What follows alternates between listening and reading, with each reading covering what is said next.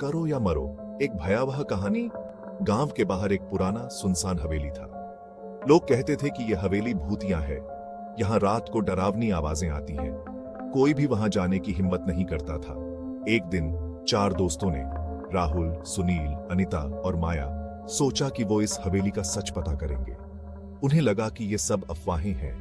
उन्होंने एक रात चुनी और आधी रात को हवेली जाने का प्लान बनाया। जैसे ही रात हुई, चारों हवेली पहुंच गए। दरवाजा खोलते ही ठंडी हवा का एक झोंका आया और दरवाजा अपने आप बंद हो गया। अंधेरा था, बस एक छोटी सी मोमबत्ती जल रही थी। अंदर जाते ही उन्हें एक पुरानी तस्वीर दिखाई दी, एक परिवार की।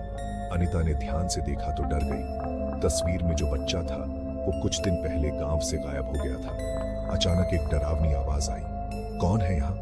सभी डर गए और एक दूसरे से चिपक गए। सुनील ने हिम्मत करके कहा, हम गांव वाले हैं, जानना चाहते हैं कि यहाँ क्या हो रहा है। आवाज और भी भयानक हो गई, तुम्हें यहाँ नहीं आना चाहिए था, अब कोई वापसी नहीं है। हवेली में धुंध छा गई और उन्होंने देखा कि तस्वीरों वाले लोग उनके आसपास खड़े हैं, पर उनकी आंखें खाली थीं और चेहरे पर एक अजीब मुस्कान थी। राहुल ने बाहर निकलने की कोशिश की, पर सारे दरवाजे बंद थे। वे सब एक कमरे में फंस गए और वहां ठंड बहुत बढ़ गई। अचानक अनिता को लगा कि किसी ने उसके कंधे पर हाथ रखा है। पीछे मुड़कर देखा तो एक साया था जो उसकी तरफ बाँच रहा था। वो चीखना चाहती थी, पर उसकी आवाज नहीं निकली। तभी एक आवाज आई, करो या मरो। ये सुनकर राहुल ने दीवार पर टंगी एक तलवार उठाई और साये पर वार कर दिया। साया गायब हो गया और सारे दरवाजे खुल गए। चारों तेजी से हवेली से भागे और पीछे मुड़कर नहीं देखा।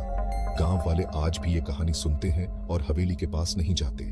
हवेली आज भी वीरान है और कहते हैं कि वहां से अब भी आधी रात को चीखें सुनाई देती हैं। कोई नहीं जानता कि उस रात क्या हुआ था, पर एक बात तो साफ है, हवेली भूतिया है और वहां की आत्माएं आज भी भटक रही हैं।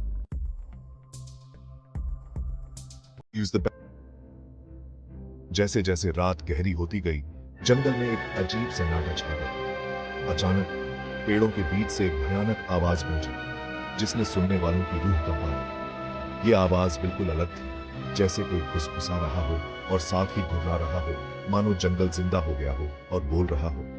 गांव वाले हमेशा इस रहस्यमय आवाज के बारे में बताते थे, लेकिन आज तक किसी ने इस पर यकीन नहीं किया था। पर आज उन्हें एहसास हुआ कि ये कहानियां सच थीं और अंधेरे में कुछ बहुत ही भयानक छिपा हुआ है। अनिश्चितता के इस भूल भुलैया में वो फंस चुके थे। हर मोड़ एक बंद गली की तरह लग रहा था और उम्मीदें धुंधली पड़ती जा रही थीं। दीवारें जैसे उन पर गिर रही थीं और स्थिति का भारी बोझ उनके कंधों पर था। अब कोई रास्ता नहीं बचा था।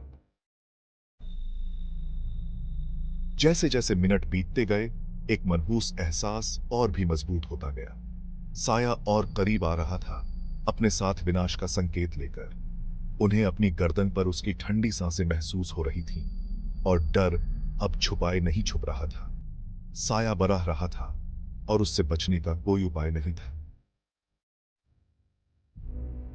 यह सच्चाई का सामना करने का समय था। साया अब बिल्कुल करीब था। उनके पास 2 ही रास्ते थे, अपनी पूरी ताकत से लड़ना या अपने डर के आगे घुटने टेक देना।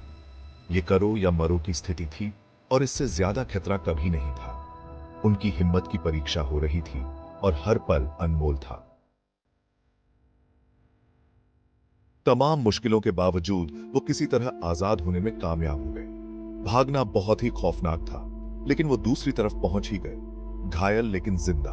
उस घटना के बाद राहत और सोच विचार का मिला-जुला एहसास था।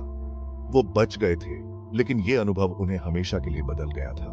ये सफर खत्म हो गया था, लेकिन इसका असर हमेशा के लिए उनके साथ रहेगा।